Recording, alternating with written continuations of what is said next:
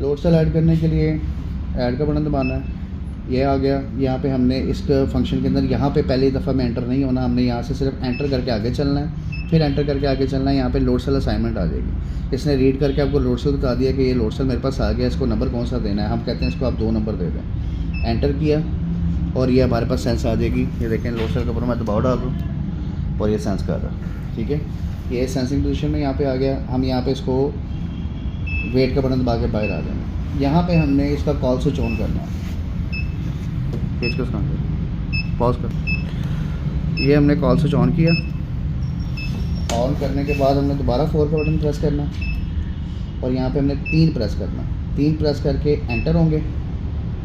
Number 1 आ गया कि एक सेल इसने डिटेक्ट किया, शोर आ गया, 1 किया और एंटर कर दिया। ये आपका लोड सेल जो है इसने रीड कर लिया।